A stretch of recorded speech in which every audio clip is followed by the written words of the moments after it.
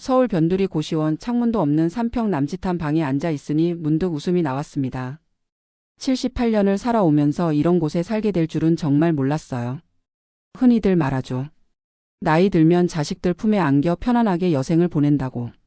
그게 제 인생의 마지막 장면이라고 생각했는데 아니었네요. 제 이름은 김순자입니다. 올해 78세. 우리 동네에서는 나이 많은 편도 아니에요. 요즘엔 80대, 90대도 많으니까요.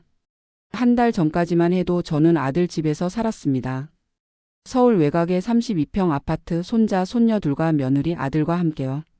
그런데 지금은 월세 35만 원짜리 고시원에 혼자 살고 있습니다. 어떻게 된 일인지 말씀드릴게요. 오늘 또 특별한 일이 있었거든요. 제 인생은 평범했어요. 경상북도 시골에서 태어나 19에 서울로 올라왔습니다. 봉제 공장에서 일하다가 23세 남편을 만나 결혼했고 슬하에 아들 둘을 두었습니다. 남편은 공장에서 기계를 다루는 일을 했어요. 월급이 넉넉하진 않았지만 아이들 먹이고 입히는 데는 부족함이 없었습니다. 저도 아이들이 초등학교에 들어가고 나서는 다시 공장 일을 시작했어요. 우리 부부는 아이들 교육에 모든 것을 쏟아부었습니다. 둘 다 대학에 보냈고 큰아들은 회사원이 되었고 작은 아들은 공무원이 되었어요. 그때만 해도 얼마나 자랑스러웠는지 몰라요. 남편은 15해 전에 폐암으로 세상을 떠났습니다. 그때 저는 63세였어요. 남편이 물려준 건 월남 푼돈과 시골 농가 한 채뿐이었지만 국민연금이 월 54만 원 나왔고 작은 아들이 매달 생활비를 보태줬기 때문에 혼자 살아가는데 큰 어려움은 없었습니다. 그러다 5해 전 큰아들이 제안을 했어요. 어머니 혼자 사시기 외로우실 텐데 우리 집에서 같이 살면 어떠세요? 아이들도 봐주시고 저희도 어머니 챙겨드리고. 처음엔 망설였어요. 내 공간이 있어야 편할 것 같았거든요. 하지만 며느리도 진심으로 원하는 것 같았고 손주들을 더 자주 볼 수 있다는 생각에 결국 동의했습니다. 그렇게 시골집을 정리하고 아들 내 집으로 들어갔어요. 처음엔 좋았습니다. 손주들이 할머니 하고 뛰어 안기는 것도 좋았고 혼자 밥 먹지 않아도 된다는 것도 좋았어요. 하지만 시간이 지날수록 불편한 점이 하나둘씩 느껴지기 시작했습니다. 아들과 며느리는 둘 다 직장에 다녔기 때문에 집안일과 아이들 돌보는 것은 자연스럽게 제 몫이 되었어요. 처음엔 당연하다고 생각했습니다. 같이 살면서 도울 수 있는 일을 하는 건 당연하니까요. 점심도 챙겨 먹고 저녁도 해놓고 빨래도 개고.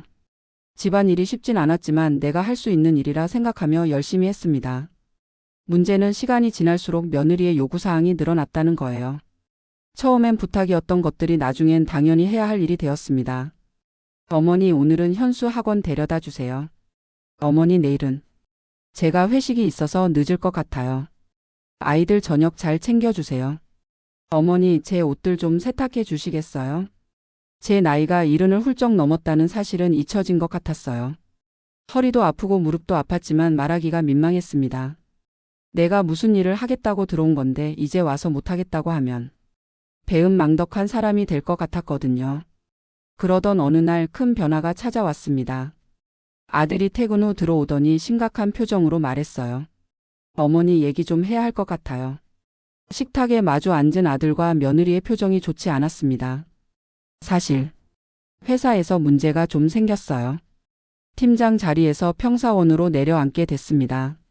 아들의 말에 가슴이 철렁 내려앉았어요. 월급도 많이 깎이고 게다가 집값도 자꾸 오르고 아이들 교육비도 많이 들어가서 좀 힘들어졌어요. 며느리가 말을 이었습니다. 어머니 저희가 좀 생각해 봤는데 어머니께서 받으시는 연금으로는 생활비를 조금만 보태주시는 게 어떨까 싶어요. 월 30만 원 정도면 될 것 같아요. 당시 제 연금은 54만 원이었고 작은 아들이 매달 20만 원을 보태주고 있었으니 총 74만 원의 수입이 있었습니다. 그중 30만 원을 내놓으라는 말이었어요. 처음엔 당연히 도와야 한다고 생각했습니다. 아들네가 어려워졌는데 도울 수 있다면 돕는 게 부모 마음이니까요. 그런데 한 달이 지나고 두 달이 지나자 상황이 더 악화되었습니다. 어느 날 아침 며느리가 말했어요. 어머니 사실 30만 원으로는 많이 부족해요. 새끼 음식에 난방비, 전기세. 어머니께서 쓰시는 것까지 다 합치면 50만 원은 내셔야 할 것 같아요. 순간 말문이 막혔습니다. 연금의 대부분을 내놓으라니 그럼 제게 남는 건 고작 24만 원뿐이었으니까요. 게다가 병원비와 약값도 있었습니다. 고혈압약과 관절염약을 정기적으로 복용하고 있었거든요. 그건 좀 어려울 것 같은데. 제가 조심스럽게 말하자 며느리의 표정이 굳어졌습니다. 어머니, 지금 저희가 얼마나 힘든지 아세요? 남편은 월급이 삭감됐고 애들은 자꾸 뭘 사달라고 하고. 게다가 어머니까지 모시고 있는데 이 정도는 내셔야 하지 않을까요? 그날 밤 잠을 이루지 못했습니다. 아들이 힘든 상황에 처했다는 건 이해했지만 저도 제 노후를 위해 모아둔 돈이 있어야 했어요. 혹시 큰 병에 걸리면 어떡하나 하는 불안감도 있었고요. 다음 날 용기를 내서 아들에게 말했습니다. 아들아, 엄마가 도울 수 있는 만큼은 돕고 싶은데 50만 원은 좀 무리인 것 같구나. 40만 원은 어떨까? 아들은 잠시 생각하더니 고개를 끄덕였습니다. 알겠습니다, 어머니. 40만 원으로 하죠. 그렇게 매달 연금에서 40만 원을 아들 통장에 넣어주기 시작했습니다. 남는 34만 원으로는 제 용돈과 병원비, 약값을 해결해야 했어요. 하지만 문제는 거기서 끝나지 않았습니다. 시간이 지날수록 집안 분위기가 달라졌어요. 특히 며느리의 태도가 냉랭해졌습니다. 어머니, 현수 방학인데 학원 데려다 주실 수 있으세요? 오늘은 좀 힘들 것 같은데. 무릎이 많이 아파서. 정말요? 그럼 제가 회사 빠져나와서 데려다 줘야 하는데. 어머니께서 집에 계시니까 이런 일 좀 도와주시면 좋을 텐데. 점점 죄인이 된 기분이었습니다. 집안일을 돕지 못하면 며느리의 한숨소리가 커졌고 가끔은 우리 집에 같이 살자고 했을 때 이럴 줄 알았으면 이라는 말도 들려왔어요. 어느 날 저녁 손녀 유진이가 학교에서 가져온 시험지를 보여주었습니다. 할머니, 나 100점 받았어. 기뻐하며 손녀를 안아주고 있는데 며느리가 들어왔어요. 유진아, 할머니한테 시험지 같은 거 보여주지 마. 할머니는 바쁘셔. 그 말에 유진이가 시험지를 황급히 거두어 드렸고 저는 가슴이 철렁 내려앉았습니다. 왜 손녀와의 소통마저 막으려 하는 걸까? 그때부터 아이들도 저를 피하는 것 같았어요. 결정적인 사건은 그로부터 2달 후에 일어났습니다. 어느 날 아침 아들과 며느리가 제 방으로 찾아왔어요. 어머니, 말씀드릴 게 있습니다. 아들의 표정이 무거웠습니다. 저희가 많이 생각해봤는데 현수가 고등학생이 되면서 자기만의 공간이 필요해졌어요. 지금 현수가 거실 한쪽에서 자고 있잖아요. 그래서 말을 이어가지 못하는 아들 대신 며느리가 단호하게 말했습니다. 어머니, 방을 현수에게 줘야 할 것 같아요. 어머니는 작은 방으로 옮기시면 어떨까요? 저희 집은 방이 3개였습니다. 주인인 아들 부부가 쓰는 큰 방, 제가 쓰던 중간 크기의 방, 그리고 손녀 유진이가 쓰는 작은 방이요. 작은 방이라면 유진이는 어디서 자니? 유진이는 저희 방에서 자면 돼요. 잠시 말문이 막혔습니다.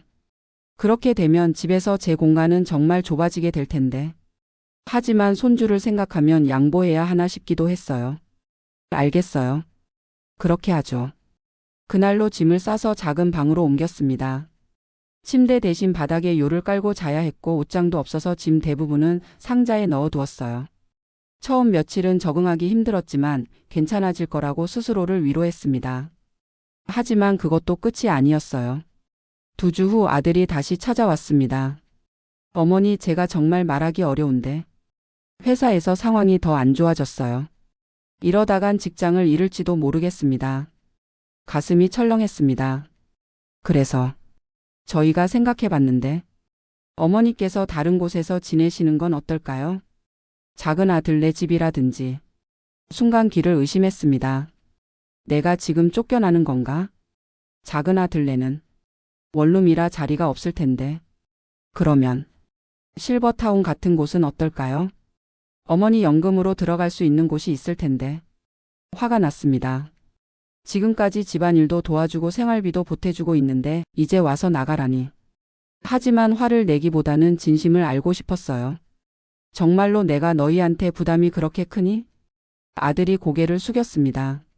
어머니, 경제적으로도 그렇고 집이 좁아서 아이들 공부하는 데도 방해가 되고 또 솔직히 말씀드리면 아내와 어머니 사이의 긴장감이 아이들에게도 안 좋은 영향을 주는 것 같아요. 그제야 현실을 직시하게 되었습니다. 내가 아들네 가정에 짐이 되고 있었던 거예요. 알았다. 내가 나갈게. 그날 밤 모든 것을 정리하고 생각했습니다. 작은 아들에게 연락해봤지만 역시나 원룸이라 함께 살기는 어렵다고 했어요. 그렇다고 제 연금으로는 실버타운은 꿈도 꿀 수 없었습니다. 결국 찾은 곳이 고시원이었어요. 보증금 몇십만 원에 월세 35만 원. 창문도 없는 좁은 방이었지만 그래도 제 공간이라는 생각에 마음을 다잡았습니다. 짐을 싸서 고시원으로 이사하던 날 손주들은 학교에 가고 없었고 며느리는 출근했다고 집에 없었습니다. 아들만 잠시 휴가를 내고 절 배웅했어요. 어머니 정말 죄송합니다. 아들의 미안해하는 모습에 오히려 제가 더 마음이 아팠습니다. 내가 낳고 기른 아들인데 이렇게 됐다고 미워할 수는 없었으니까요. 괜찮아. 엄마는 어디서든 잘 살 수 있어. 너희끼리 잘 지내. 그렇게 아들 집을 나와 고시원에 들어갔습니다. 처음엔 정말 힘들었어요. 방은 너무 좁았고 밤에는 옆방에서 들려오는 소리에 잠을 이루기 어려웠습니다. 화장실과 샤워실은 공용이라 불편했고 냉장고나 세탁기도 없어서 매번 밖에 나가야 했어요. 하지만 의외로 빨리 적응했습니다. 젊었을 때 더 열악한 환경에서도 살았던 기억이 있어서 그런지 오히려 제 공간이 생겼다는 사실에 안도감을 느꼈어요. 고시원 바로 앞에는 작은 공원이 있었습니다. 날씨가 좋은 날이면 그곳에 나가 벤치에 앉아 햇볕을 쬐곤 했어요. 처음에는 혼자였지만 얼마 지나지 않아 공원에서 만난 또래 할머니들과 이야기를 나누게 되었습니다. 아이고 할머니도 여기 사세요? 처음 말을 건넨 것은 박 할머니였어요. 78세 저와 똑같은 나이였습니다. 네, 근처 고시원에 살아요. 어머, 저도 고시원에 살아요. 혹시 민들레 고시원인가요? 맞아요. 저도 거기 살아요. 그렇게 우리는 금세 친구가 되었습니다. 박 할머니도 자식과의 갈등으로 집을 나와 고시원에 살게 되었다고 했어요. 그녀를 통해 다른 할머니들도 만나게 되었고 우리는 비슷한 처지에 있다는 이유로 더 끈끈한 유대감을 형성하게 되었습니다. 그 중에서 이 할머니는 특별했어요. 82세였지만 정말 활기차고 긍정적이었거든요. 김할머니, 우리가 이렇게 사는 게 나쁜 것만도 아니야. 오히려 자유롭잖아. 누구 눈치 볼 필요도 없고. 이 할머니의 말에 위안을 얻었습니다. 그녀 말대로였어요. 자유롭게 내 마음대로 살 수 있다는 것, 그것도 행복이었습니다. 한 달이 지난 어느 날 이 할머니가 제안을 했어요. 우리 노인정 한번 가보자. 거기 가면 점심도 공짜로 주고 프로그램도 많대. 처음엔 망설였지만 같이 가보기로 했습니다. 그곳에서 저는 새로운 세계를 만났어요. 노인정에는 다양한 프로그램이 있었습니다. 요가, 댄스, 노래교실, 그림교실. 모두 무료였고 점심도 제공되었어요. 처음에는 어색했지만 조금씩 참여하다 보니 정말 즐거워졌습니다. 특히 그림교실이 좋았어요. 젊었을 때 한 번도 해보지 못했던 미술이었는데 선생님께서 친절하게 가르쳐 주셔서 금세 빠져들게 되었습니다. 김할머니 그림 솜씨가 대단하시네요. 처음으로 완성한 풍경화를 보고 선생님이 칭찬해 주셨을 때 가슴이 뭉클했어요. 이렇게 늦은 나이에 새로운 재능을 발견하다니 놀라웠습니다. 그리고 고시원에서의 생활도 조금씩 익숙해졌어요. 빨래는 코인 세탁소에서 하고 식사는 주로 노인정이나 근처 복지관에서 해결했습니다. 남은 시간에는 그림을 그리거나 새로 사귄 친구들과 수다를 떨었어요. 한 가지 변화가 더 있었습니다. 제 통장에 돈이 조금씩 모이기 시작했어요. 연금 54만 원에 작은 아들이 보내주는 20만 원을 더해 74만 원이었는데 고시원비 35만 원과 식비, 의료비를 제외하고도 10만 원 정도는 항상 남았거든요. 그리고 또 한 가지, 몸이 더 건강해진 것 같았습니다. 아들네 집에 있을 때는 항상 피곤하고 무기력했는데 이제는 매일 공원을 산책하고 노인정에서 활동하다 보니 오히려 체력이 좋아졌어요. 그러던 어느 날 노인정에서 만난 사회복지사 선생님이 제안을 하셨습니다. 김할머니 그림 솜씨가 정말 좋으시네요. 우리 복지관에서 하는 실버 작가 전시회에 참여해 보시는 건 어떠세요? 처음엔 부끄러워서 망설였지만 다른 할머니들의 격려로 용기를 내어 참여하기로 했습니다. 한 달 동안 정성껏 그림 5점을 완성했어요. 모두 제 인생의 중요한 순간들을 담은 그림이었습니다. 시골 고향의 풍경, 남편과의 첫 만남, 아이들이 태어났을 때의 기쁨, 고시원에서 맞이한 첫 아침, 그리고 공원에서 새 친구들과 함께하는 모습. 그림을 그리면서 제 인생을 돌아보게 되었고 슬픔보다는 감사함이 더 크다는 것을 깨달았습니다. 전시회 당일 정말 많은 사람들이 찾아왔어요. 지역 신문에서도 취재를 왔고 제 그림 앞에서 사진을 찍는 사람들도 있었습니다. 할머니, 이 그림이 정말 감동적이에요. 할머니의 인생이 느껴져요. 한 젊은 여성이 제게 말을 걸어왔습니다. 그 말에 가슴이 뭉클했어요. 내 인생의 이야기가 다른 사람에게 전해졌다는 것이 정말 기뻤습니다. 놀랍게도 그날 제 그림 2점이 팔렸어요. 각각 10만 원씩 총 20만 원을 벌었습니다. 평생 처음으로 제 손으로 제 재능으로 번 돈이었어요. 그리고 더 놀라운 일이 있었습니다. 마지막 날 전시장에 들어서는 아들의 모습을 발견한 거예요. 어머니. 아들이 부끄러운 표정으로 다가왔습니다. 어머니, 소식을 우연히 지역 신문에서 봤어요. 전시회가 있다고 해서 한번 와봤습니다. 놀랍게도 아들은 제 그림을 하나 사고 싶다고 했어요. 하지만 이미 다 팔린 상태였습니다. 괜찮아. 다음에 더 좋은 그림 그려줄게. 아들과 함께 찻집에 앉았습니다. 3달 만의 만남이었어요. 어머니, 잘 지내고 계세요? 응, 아주 잘 지내. 오히려 더 건강해진 것 같아. 정말 죄송합니다. 그때 상황이 다 지난 일이야. 지금은 오히려 편해. 내 마음대로 살 수 있어서 좋아. 아들의 눈에 눈물이 고였습니다. 어머니, 다시 오시면 안 될까요? 아이들도 할머니를 많이 그리워해요. 순간 가슴이 철렁했습니다. 다시 그 집으로 돌아간다는 것. 솔직히 두려웠어요. 아들아, 엄마는 지금이 좋아. 새 친구들도 생겼고 그림도 그리고 있고. 너희 가족도 지금이 더 편하지 않니? 아들이 고개를 끄덕였습니다. 하지만 가끔은 보고 싶어요. 그럼 가끔 만나면 되지.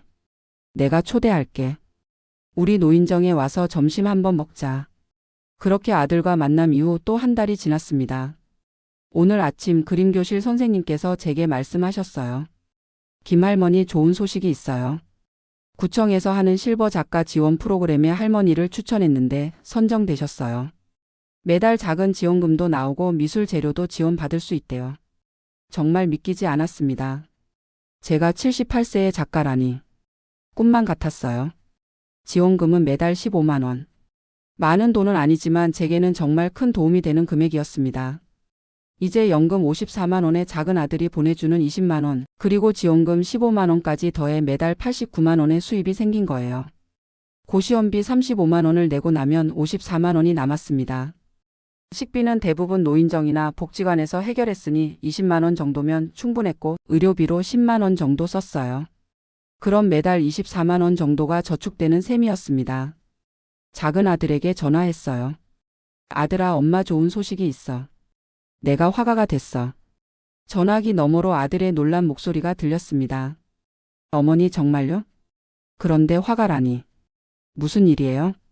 내가 그동안 있었던 일들을 이야기해 주자 아들이 감탄했어요. 와, 대단하세요. 그런데 고시원에서 계속 사시는 건 너무 불편하지 않으세요?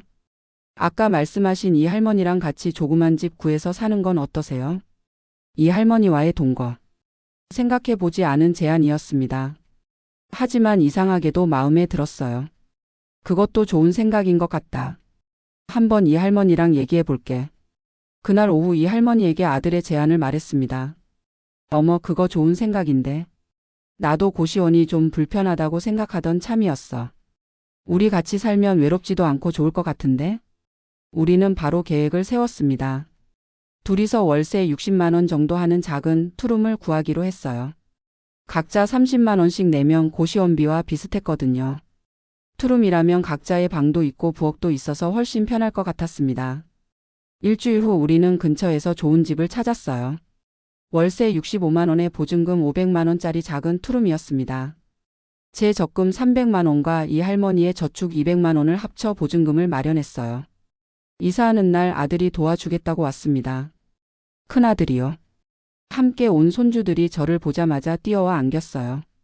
할머니, 보고 싶었어요. 마음이 따뜻해졌습니다. 비록 함께 살지는 못하지만 이렇게 가끔 만날 수 있다는 것만으로도 행복했어요. 새 집으로 이사하고 나니 정말 천국 같았습니다. 고시원보다 훨씬 넓었고 창문도 있어서 햇빛이 들어왔어요.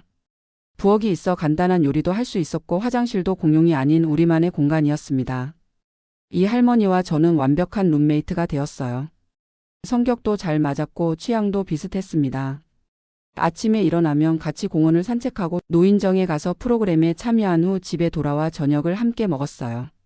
집에서는 각자 자기 방에서 시간을 보내다가 TV 볼 시간이 되면 거실에 모여 드라마를 함께 봤습니다.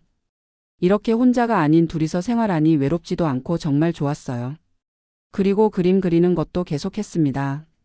이제는 작은 방 한쪽에 제 그림 공간이 생겼어요. 이 할머니도 제가 그림 그리는 것을 보더니 관심을 보였고 저도 그녀에게 배운 것들을 알려주면서 함께 그림을 그리게 되었습니다. 매달 구청에서 나오는 지원금 15만 원과 미술 재료비 덕분에 더 좋은 물감과 캔버스를 살 수 있었어요. 그림 실력도 점점 늘어서 이제는 동네 카페에서 작은 전시도 하게 되었습니다. 그러던 어느 날 제 그림을 구매했던 젊은 여성이 다시 찾아왔습니다. 할머니, 제가 미술 관련 일을 하고 있는데 할머니 그림이 정말 특별해요. 순수하면서도 깊은 감성이 느껴져서요. 혹시 더 많은 작품을 그려주실 수 있을까요? 제가 아는 갤러리에서 할머니 개인전을 열어드리고 싶어요. 개인전이라니. 꿈만 같았습니다. 제가 이런 기회를 받게 될 줄은 상상도 못했어요. 정말인가요? 내가 그런 기회를 가질 수 있을까요? 네, 할머니. 할머니의 인생 이야기가 담긴 그림들이 많은 사람들에게 감동을 줄 거예요. 그렇게 저는 3개월 동안 열심히 그림을 그렸습니다. 제 인생의 여정을 담은 그림 20점을 완성했어요. 아들 네 집에서 살던 시절 고시원으로 옮겨간 날, 새 친구들과의 만남, 이 할머니와 함께하는 생활. 모든 순간들을 화폭에 담았습니다. 개인전 당일 작은 갤러리에는 생각보다 많은 사람들이 찾아왔어요. 지역 신문뿐만 아니라 중앙일간지에서도 취재를 왔고 심지어 작은 TV 프로그램에서도 촬영을 왔습니다. 78세의 화가 인생을 시작한 김순자 할머니의 이야기라는 제목으로 제 이야기가 방송된다고 했어요. 아들 가족들도 모두 왔습니다. 큰아들 내외와 손주들 그리고 작은 아들까지. 아들들의 얼굴에는 자랑스러움이 가득했어요. 어머니 정말 대단하세요. 저희가 미처 몰랐던 어머니의 재능이. 큰아들이 미안한 듯 말했습니다. 괜찮아. 나도 몰랐던 걸. 이제 알게 된 것만도 감사해. 그날 제 그림 대부분이 팔렸어요. 작품당 30만 원에서 50만 원씩 총 700만 원이라는 큰 돈을 벌었습니다. 평생 처음으로 이렇게 큰 돈을 한꺼번에 번 것이었어요. 갤러리 측에서는 6개월 후에 2번째 전시회를 열자고 제안했고 저는 기쁘게 수락했습니다. 그날 밤 이 할머니와 함께 소박한 파티를 열었어요. 작은 아들도 함께 했죠. 어머니 정말 자랑스러워요. 이렇게 새로운 인생을 시작하시다니. 잠시 침묵 후 작은 아들이 조심스럽게 물었습니다. 그런데 형님네 집에서 나오신 것 후회는 없으세요? 깊이 생각해 봤습니다. 정말 후회가 없을까? 아니, 후회는 없어. 오히려 고맙게 생각해. 그 일이 없었다면 지금의 나는 없었을 테니까. 정말 그랬습니다. 처음에는 상처받고 서러웠지만 지금 돌이켜보면 그 사건이 제 인생의 전환점이 되었어요. 아마 계속 아들 내 집에 있었다면 그저 늙어가기만 했을 거야. 하지만 지금은 매일이 새롭고 기대돼. 내일은 또 어떤 그림을 그릴까, 어떤 사람들을 만날까. 이런 생각을 하면서 살게 됐으니까. 작은 아들의 눈에 눈물이 고였습니다. 어머니. 아들아, 인생은 참 알 수 없는 것 같아. 나이가 들어서도 이렇게 새로운 시작이 있을 줄 누가 알았겠니? 그러니 너도 어려운 일이 있더라도 너무 낙심하지 마. 그게 또 다른 기회가 될지 모르니까. 그로부터 1년이 지난 지금 저는 3번째 개인전을 준비하고 있습니다. 이제는 동네 노인정에서 그림 선생님도 하고 있어요. 저처럼 늦은 나이에 그림을 시작한 할머니, 할아버지들이 많아졌거든요. 얼마 전에는 작은 적금도 들었습니다. 매달 30만 원씩 3년 만기로요. 그림 판매 수익과 지원금, 강사료까지 더해져서 이제는 경제적으로도 안정된 생활을 할 수 있게 되었어요. 큰아들 가족과도 관계가 회복되었습니다. 매주 일요일이면 그들이 저희 집에 와서 함께 식사를 해요. 며느리의 태도도 많이 달라졌습니다. 어머니 요즘 건강해 보이세요. 혹시 특별한 비결이라도 있으세요? 글쎄, 매일 좋아하는 일을 하는 게 비결 아닐까? 나이가 들어도 설레는 일이 있다는 건 정말 큰 행복이야. 며느리의 눈빛이 달라진 것을 느꼈습니다. 예전에는 저를 부담스러워했다면 이제는 존중하는 마음이 느껴졌어요. 그리고 얼마 전 특별한 제안을 받았습니다. 구청에서 시니어 문화 프로그램 자문위원으로 활동해 달라는 거예요. 제 경험을 바탕으로 다른 노인들을 위한 프로그램을 기획하는 일을 돕는 겁니다. 김 할머니께서 보여주신 변화는 많은 어르신들에게 희망이 됩니다. 그 경험을 나눠주세요. 처음 들었을 때는 부담스러웠지만 제 이야기가 다른 분들에게 도움이 된다면 의미 있는 일이라고 생각했습니다. 그렇게 시작된 제2의 인생 찾기 프로그램은 큰 호응을 얻었어요. 저처럼 늦은 나이에 새로운 취미나 재능을 발견하고 제2의 인생을 시작하는 어르신들이 많아졌습니다. 이 할머니는 이제 뜨개질 강사가 되었어요. 평생 취미로만 하던 뜨개질이 이제는 그녀의 직업이 된 거죠. 그녀가 만든 작품들은 동네 장터에서 인기 상품이 되었고 요즘은 젊은 사람들에게 뜨개질을 가르치는 강좌도 열고 있습니다. 박 할머니는 반찬 만들기의 달인이 되었어요. 복지관에서 요리 수업을 시작했고 지금은 작은 반찬 가게까지 열게 되었습니다. 박 할머니표 총각김치는 동네에서 유명해졌어요. 우리 모두 인생의 황혼기에 새로운 시작을 맞이한 것입니다. 오늘은 특별한 날이에요. 제 79번째 생일이자 그림을 시작한 지 1주년이 되는 날입니다. 아들들과 손주들 그리고 새로운 친구들이 모두 모여 축하해 주었어요. 생일 케이크 앞에서 소원을 빌 때 제 마음은 이미 감사함으로 가득 차 있었습니다. 앞으로도 건강하게 그리고 설레는 마음으로 매일을 살아갈 수 있기를 촛불을 불며 생각했어요. 1년 전에 저는 절망에 빠져 있었는데 이제는 매일이 기대되는 새로운 삶을 살고 있습니다. 저는 이제 아들 네 집에서 쫓겨난 것이 제 인생 최대의 행운이었다고 생각해요. 그 아픔이 없었다면 지금의 행복도 없었을 테니까요. 이제 저는 모든 어르신들에게 말하고 싶습니다. 인생은 언제라도 다시 시작할 수 있어요. 78세에 새 출발한 제가 그 증거입니다. 용기를 내세요. 당신 안에 숨겨진 재능과 꿈이 당신을 기다리고 있으니까요. 세상에 외롭고 힘든 어르신들 그리고 자식의 냉대로 상처받은 부모님들에게 제 이야기가 작은 위로가 되었으면 좋겠습니다. 절망의 순간이 인생 최고의 전환점이 될 수도 있다는 것을 그리고 늦은 나이라도 새로운 시작은 언제나 가능하다는 것을 오늘도 저는 행복합니다. 작은 투룸에서 친구와 함께 살며 매일 그림을 그리고 새로운 사람들을 만나고 제 이야기를 나누면서 살아가는 이 삶이 정말 감사해요. 제 방 벽에는 제가 그린 첫 번째 그림이 걸려 있습니다. 창문 없는 고시원에서 맞이한 첫 아침의 모습이에요. 어둡고 좁은 공간 안에서도 한 줄기 빛이 새어 들어오는 모습을 그렸던 그림입니다. 그때는 몰랐어요. 그 한 줄기 빛이 제 인생을 완전히 바꿔놓을 거라는 것을 이제 저는 알고 있습니다. 인생은 끝날 때까지 끝난 게 아니라는 것을 78세에 시작된 제 인생 이막이 앞으로 얼마나 더 아름다운 이야기를 만들어갈지 저도 무척 기대됩니다. 그리고 무엇보다 이제는 눈치 보며 살지 않아도 된다는 것. 그것이 제가 얻은 가장 큰 자유이자 행복입니다. 어쩌면 제 인생은 지금부터가 진짜 시작인지도 모르겠네요.